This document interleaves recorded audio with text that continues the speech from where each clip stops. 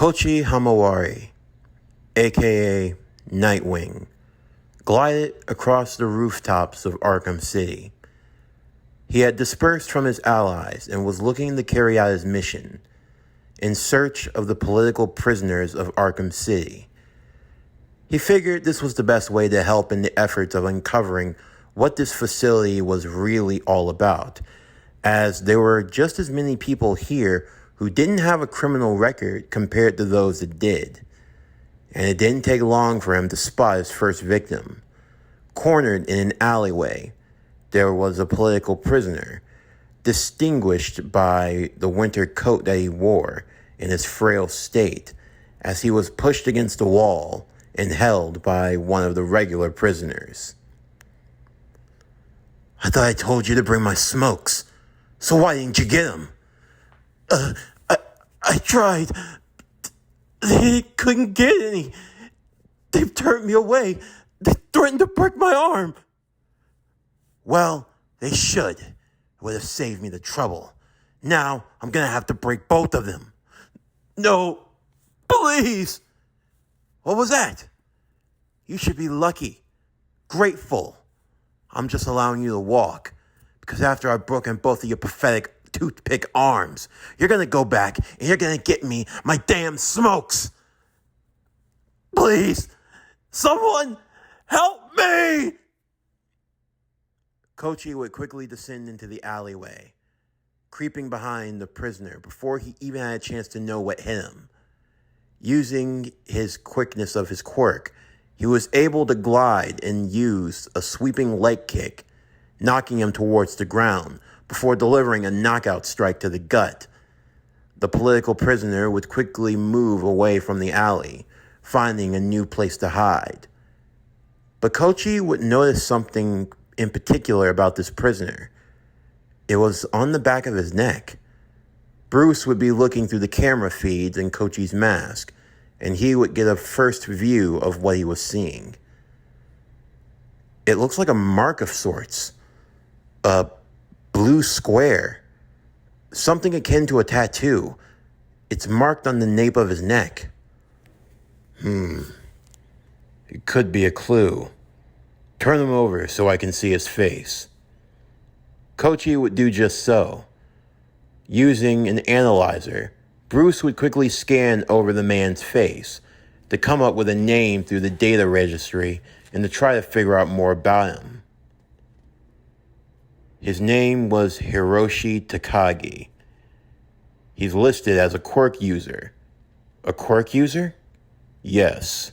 It says here that his quirk was called laser eyes. Just a standard form of laser vision. Nothing too special.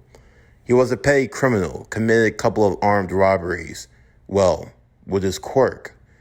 Before eventually being busted and taken off to prison. But I don't get it. It doesn't seem like he was using his quirk at all.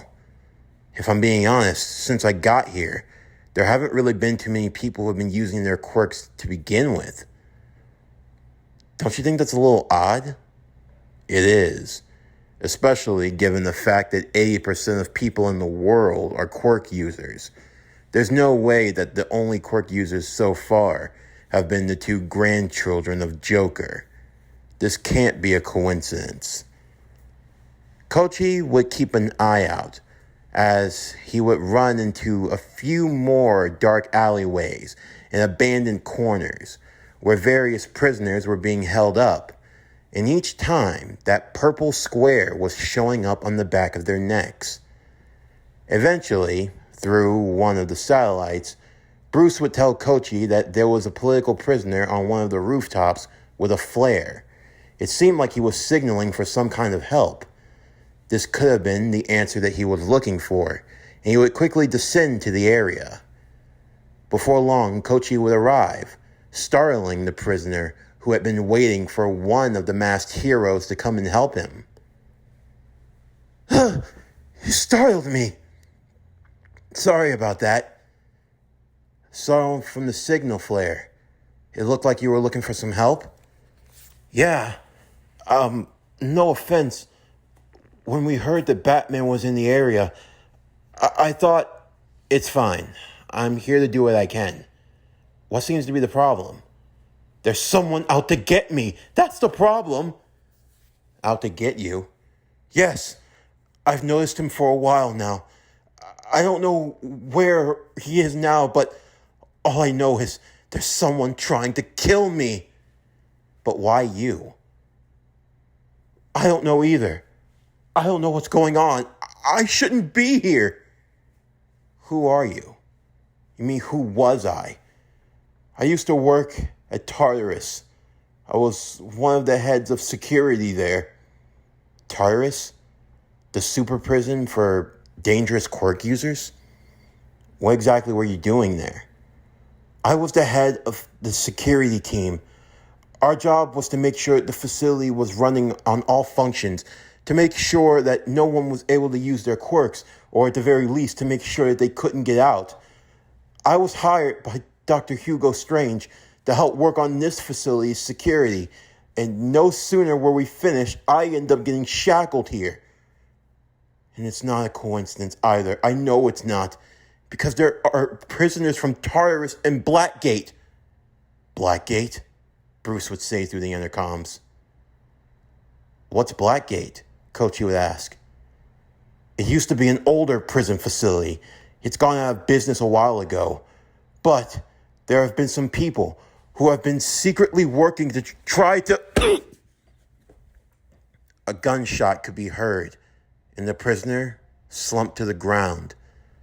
Kochi would immediately set up a crime scene to triangulate where the shot had come from.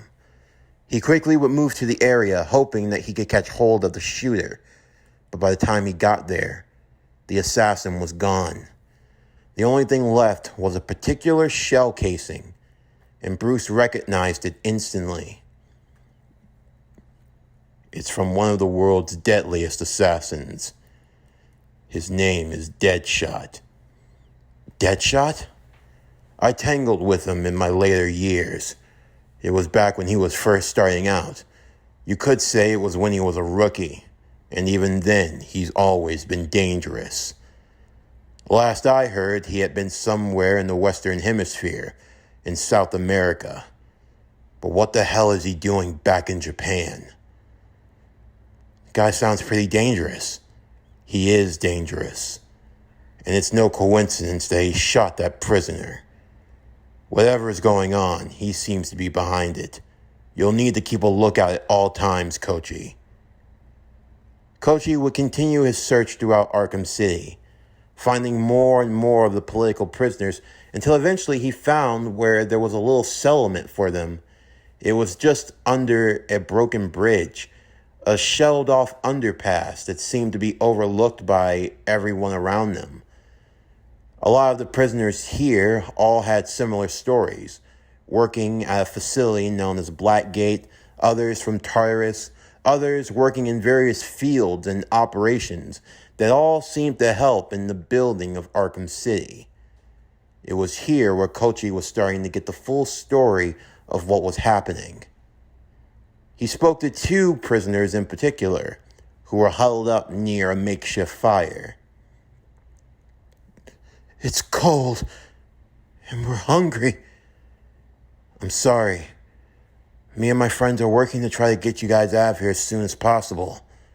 But I need to know some things. What exactly is Arkham City? Why was this place built? It's to house the leftovers. The ones that can't be controlled. Controlled? What are you talking about? From the looks of things, you're probably more on the younger side, aren't you? So you wouldn't really know. But let me ask you something, kid. How much do you think it costs to run a federal government prison? Do you think it's easy? You think it's cheap? Especially when you're dealing with quirk users. I'll break it down for you. In the beginning, when quirks first started being manifested, governments all over the world were nearly overrun. Mainly because for every average citizen that doesn't think about causing mayhem and destruction, you had those select few who just couldn't be contained. There were a lot of different ways that people thought about dealing with quirk users. There were some that were even pushing for a euthanization. But as people with quirks started to outnumber the people without them, it just became a part of everyday life. Laws had to be adapted and changed. And not just that, the way that you lock up a quirk user. It's hard enough to try to dampen or suppress their powers, to try to keep them in a facility and stop them from escaping. And that was just with the first generation. We're living in an era with the fourth generation of quirk users. And you've probably heard about this little thing called the quirk singularity. With each generation that passes, quirks will only get stronger and stronger. And because of that, containing and controlling them will be next to impossible. I mean, what happens if a teleporter that can fire off energy blasts is created? Or someone who can create black holes that can destroy an entire city block? How are you even going to lock them up, let alone try to bring them in the first place? Sure, we had All Might, and he provided a golden era of peace, but that doesn't mean that everything was all sunshines and rainbows. And ever since he's retired, criminals are now starting to pop up left and right. It's slowly starting to happen. Things are starting to become overwhelming. They can't be contained anymore. That's why facilities like Blackgate and Tartarus were put into being. But even then, they'll eventually be overrun too. And you can't try and lock them all in one place. It was then that Kochi would hear another gunshot ring out. As he left the area of the political prison camp, he would move to where the gunshot had been fired and would find the second victim. Tracing where the bullet had been fired, he would find the tripod for where the gun was being held. This would provide the second clue that was needed in tracking down Deadshot. Another clue leading me straight to Deadshot, huh? Kochi would say. It was just then that someone else would be speaking through the channels. It was Dick Grayson, the lieutenant of the GCPD. Kochi, come in. Can you hear me? Yes, sir. Mr. Grayson, I'm here. Thank God. Were you able to get a hold of the officers? Yes. I was able to establish contact with them. They were being held up by Penguin in the museum, but they've secured it for now. It's become their new stronghold. I think they'll be able to hold out, but I don't think they should be staying here for too much longer. Have you made any progress on the outside? We've tried to. We've been working to get a junction on Arkham City for a while now. But it seems like the Prime Minister is dragging his feet as always. And then there's the Hero Association. They're also making things a lot more difficult. There seem to be a few on the association who actually support this.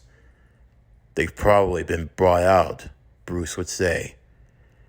Yeah, good old corruption. You can fight a lot of things, even a strongly made supervillain, and yet it always seems like money is the greatest enemy in the world. It's the ultimate equalizer. Ain't that the truth? What have you been up to in the meantime? Grayson would ask Kochi.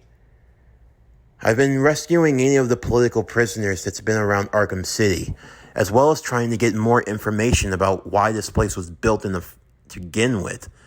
From what I've been able to gather, it seems like a lot of the prisoners here are former quirk users, but they've had their quirks taken from them. Wait, taken from them?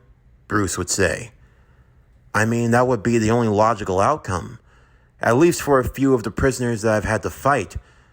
They all have this mark on the back of their neck. And you've said so yourself. I've been running some of their names through the database. And they were all listed with quirks. But now they're just regular humans. This can't be, Bruce thought to himself. Could he be behind it? All for one? No, it can't be. He's locked away in Tartarus. There's no chance. How could he possibly be involved in any of this? We don't know how long the makings of Arkham City has been in the works. Perhaps this was one of his side projects before he got in his final encounter with All Might. All the same, it's not a coincidence that so many former quirk users and prisoners were all gathered together in one location, all of them with a special branded mark on the back of their necks. No, this has the work of All for One written all over it. But what exactly could he be up to? And why murder the political prisoners? Perhaps they know too much, but still, they couldn't have posed that much of a threat. It was just then that Kochi would hear yet another one who was being held up by another mugger, a group of them this time. It was out in the middle of the streets. There were 7 of them. They had one prisoner on the ground begging for his life. They were taking pleasure in it. Some of them angsty and just ready to gut him like a fish. Kochi, using his quirk slide and glide, would propulse his body moving forward, gliding on the surface without a single restraint. Moving in at the group, he would sweep the legs of a few of them before using his specially made bully clubs, the Eskrima sticks, using them and giving an electric shock to a few more. The prisoner would run off to a cover to hide, while Kochi dealt with the prisoners. Come on now. You can't just be fighting with odds like this, 7-1. I mean, you might want to double it at least. 14, triple it, 21, if you're feeling lucky. Oh, this guy thinks he's so clever, doesn't he? Yeah, going around dressed like that. Did your mommy make your outfit for you? No, but I gotta say, if she did, I'd be ever grateful. I mean, who made yours? Your mom? No, that can't be right. I mean, if your mom let you go around dressed like that, it's obvious she doesn't give a damn about you. You're gonna die, you little son of a... The first prisoner would quickly be taken down as Kochi made quick work of them, gliding and moving about between their hits and strikes, quickly dismembering and taking down each member of the horde, knocking them all out and leaving them in a brutal, beaten, but still alive pile of bodies. With all that said and done, Kochi would head to where the political prisoner was. He was hiding away in an alley. All the same, grateful for the help. Thank you. Yeah, no problem. You should avoid large crowds. They're not good for you. Yeah, noted. So, what's your story? Why are you trapped in the great walls of Arkham City? You don't want to know. You wouldn't believe me anyway. I can if you'll give me a chance. Tell me. I used to be a driver for Tartarus. I see. Another Tartarus associate. And you say that you were a driver? Yeah. Used to drive the buses with prisoners on them. I helped bring them here. You did? Except they did something to them. They were quirk users. But I got word that we were escorting over half of Tartarus out. When they were listed as non-lethal. They lost their quirks. And how long ago was this? Roughly 5 months ago. 5 months ago. And it was only 7 months ago when All for One was taken in. Maybe he was connected to all of this. But what exactly did All for One do to these guys? Bruce was left thinking about this as well. Taking their quirks, most likely. or at least hand-picking the quirks that he would find to be useful. He has the ability to stockpile and take any quirk at a whim. Perhaps once he took all that he needed, they were just left with a bunch of quirkless prisoners who served no purpose. And anyone that knows too much, they were all brought to Arkham City, handed over to Hugo Strange. It seems to be the play of it all. But why? What would Hugo Strange possibly gain from all of this? Is he even a quirk user himself? He's not, at least for as long as I've known. But in this world, you can't take anything lightly. So, Hugo's in league with All for One. He ends up taking all the prisoners that have their quirks taken from them, locks them away in an old, broken-down part of the Gotham Prefecture, walls it off, and creates a massive super prison that leads to a gang war where criminals have gotten a hold of powerful automatic weapons, among other things. But that still doesn't explain it all. Around that time, another gunshot would be fired, leaving Kochi to his third victim. I've got to hurry. The longer I waste, more people are going to die. Kochi would analyze the crime scene, realizing that Deadshot had used a ricochet shot, shooting a bullet that bounced off a wall and hit a prisoner that was hiding behind a broken car. Tracing where the shot had been fired, he found where Deadshot was laying, and found an old brand of chewing tobacco. Using it, he was able to lead him to a particular area within Arkham City, an old electric panel terminal. It was here that he could track using the rustic coated painting, and it was the painting that was on the tipped ends of the tripod. He's probably been storing his weapons in these old terminal boxes. If I track them down, then I'll likely find the area where Deadshot's been operating from. There were a few places with that particular brand of paint, one that was out of date and no longer used.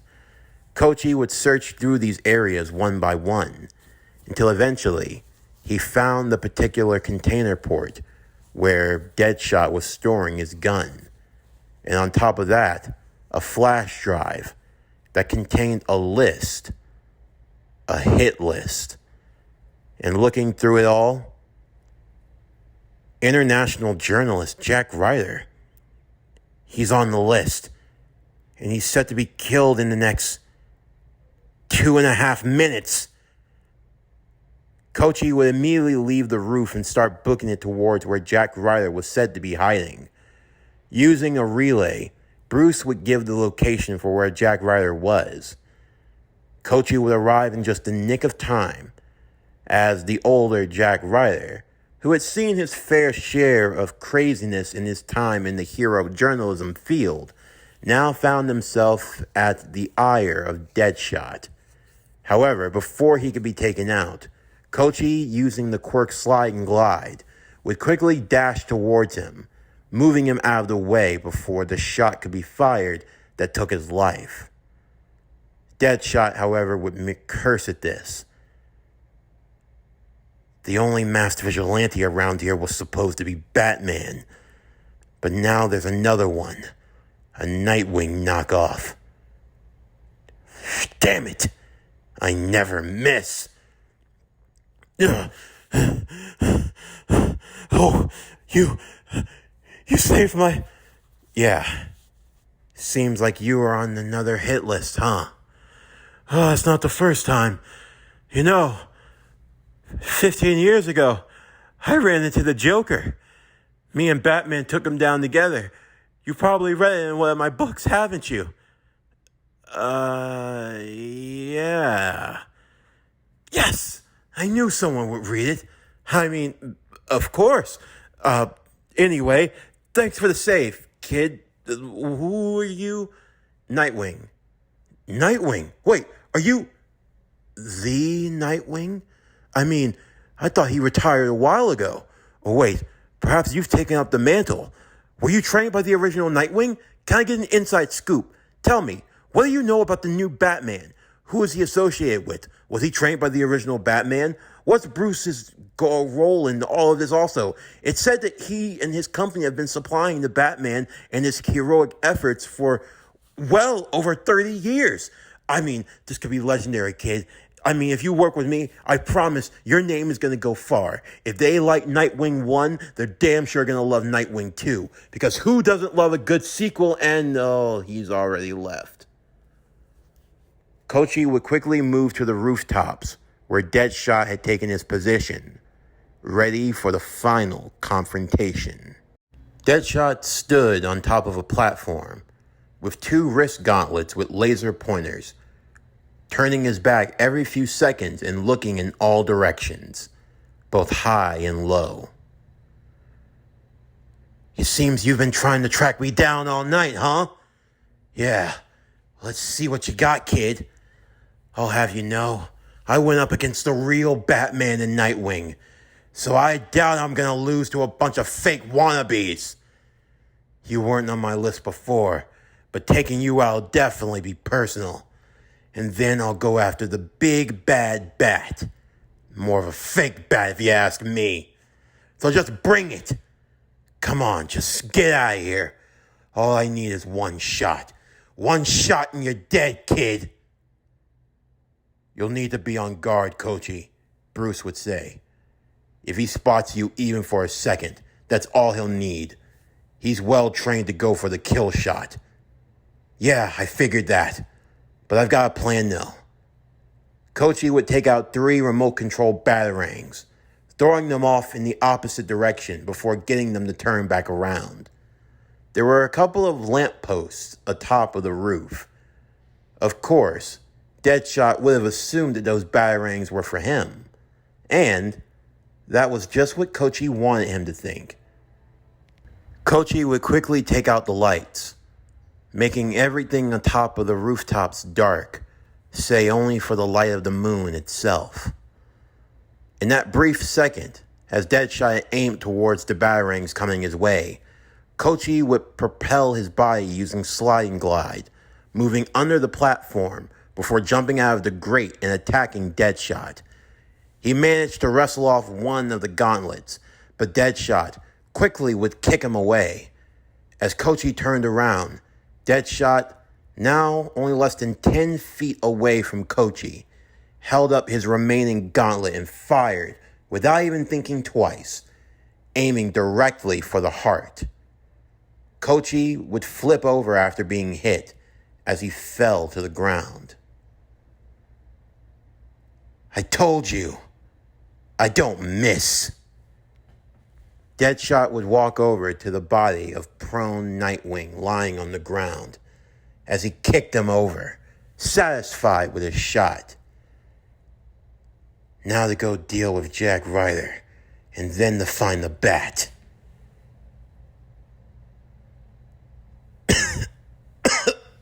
Damn it, that hurt. What the hell? At the last moment, when Deadshot fired the bullet straight towards Kochi, Kochi used his emitter from his quirk, building the force of energy needed around his chest. It stopped the bullet from impacting his body, but he could still feel the aftershocks, and they hurt like hell. But he was alive. He had the wind knocked out of him, but he was alive. Made you look. Made me look. Ooh!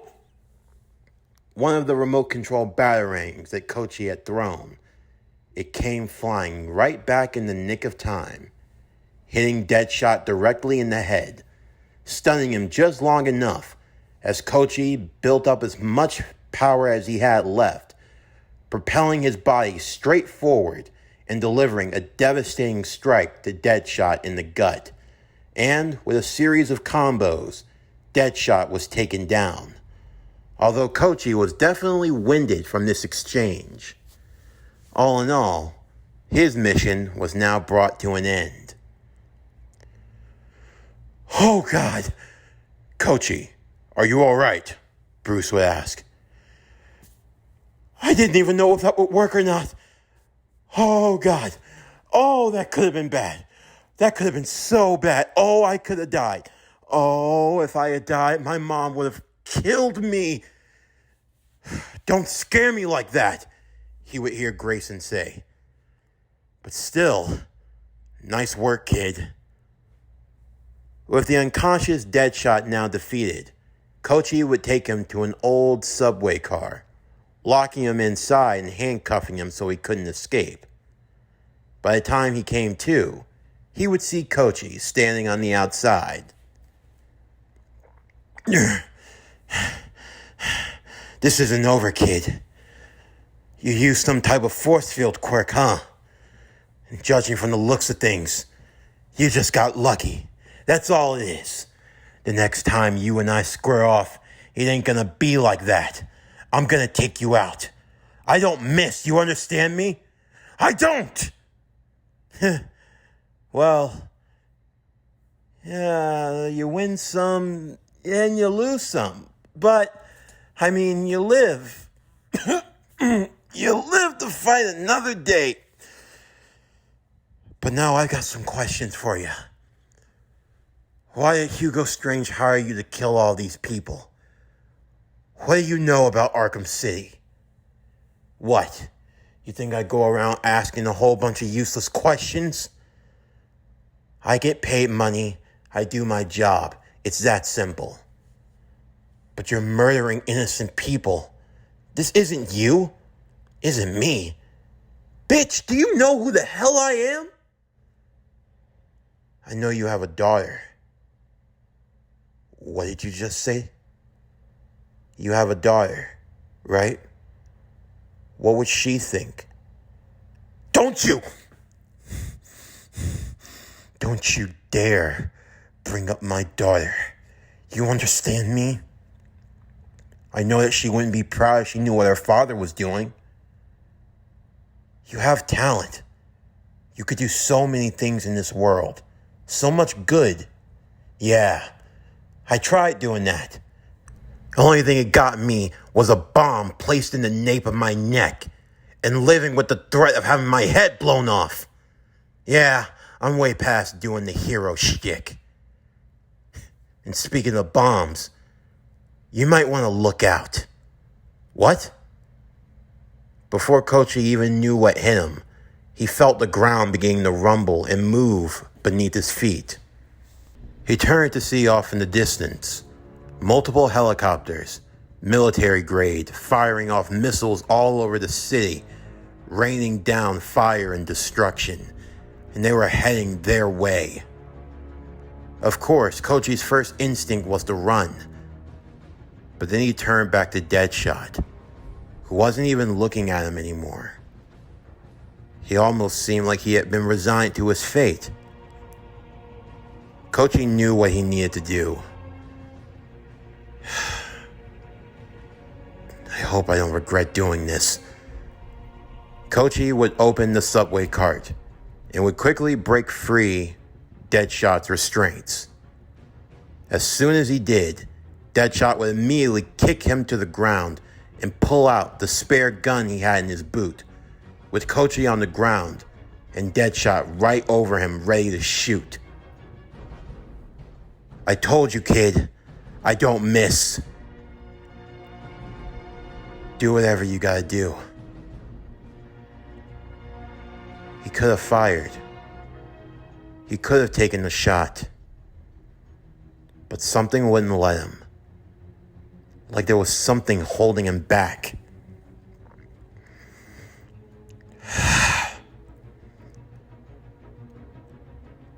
One time. You get off one time. Deadshot would put his gun away and would hop out of the cart, looking to take refuge and escape the destruction. Kochi would attempt to do the same. As whether hero or villain, the both of them found themselves enthralled in the chaos that was Protocol 10. This concludes My Hero Academia: The Dark Knight Returns, Season 3 OVA 2 of the Arkham City arc, Deadshot by Night. As always, if you enjoyed today's video and everything else that we have to offer, then please don't forget to like, comment, subscribe, share, and hit that bell for post notifications so you can stay up to date on everything that is Power Core Productions and Podcastings that has to come out now and in the future. And stay tuned tomorrow as we continue with My Hero Academia: The Dark Knight Returns. What if Deku was Batman? Season 3, OVA 3, Tales of Arkham City. But anyway, that's going to do it for the end of today's video. I'm Javon Harrington with Power Core Productions and Podcastings, signing off, and I'll see you next time.